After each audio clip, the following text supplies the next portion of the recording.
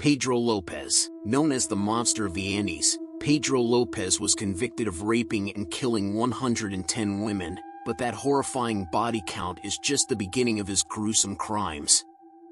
Lopez is suspected in the deaths of more than 300 women and girls, sometimes killing 2 or 3 a week, as he traveled across South America from Peru to Ecuador to his native Colombia. Lopez showed his predilections earlier in life and was kicked out of his home for molesting his sister. Out on the streets, things did not improve for Lopez, who was assaulted, raped and molested by foster parents, teachers and, after landing in jail, other cellmates.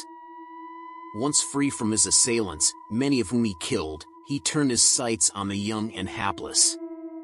According to the Sword and Scale podcast, Lopez was almost put to death by tribal leaders in Peru in 1978, but a missionary saved his life and he headed to Colombia, where his crime spree continued.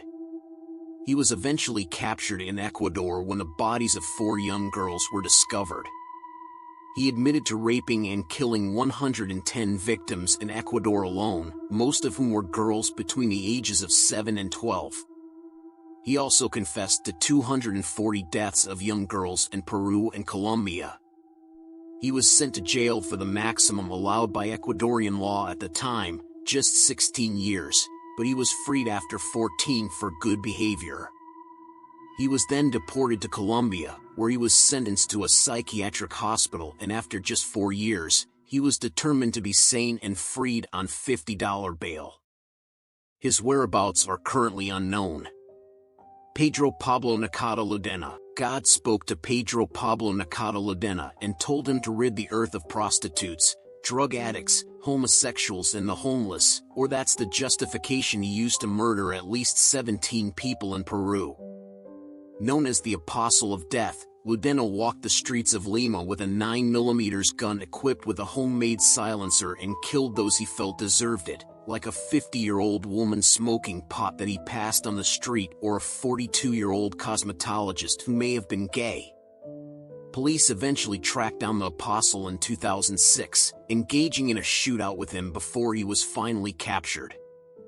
Though Ludena confessed to killing 25 people, he was convicted of murdering 17.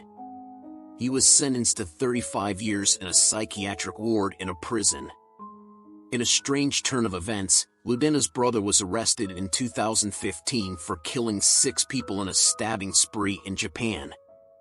Luis Garavito. Luis Garavito definitely earned his nickname the Beast, although few beasts would be capable of his atrocities. Garavito admitted to the murder and rape of 140 young boys, but his toll may be closer to 300 victims. Over a brutal 5-year period, from 1994 to 1999, Garavito used food, gifts and cash to lure his young victims, most between the ages of 8 and 16.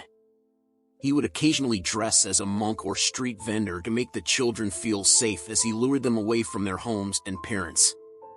Once he had them in a secluded spot, he would sexually assault them, often torturing them before slitting their throats and dismembering their small bodies. The skeletons of 114 of his victims have been found, while the bones of many others are still missing. He was eventually caught and convicted, putting an end to his reign as Colombia's worst serial killer. Thank you so much for joining me today.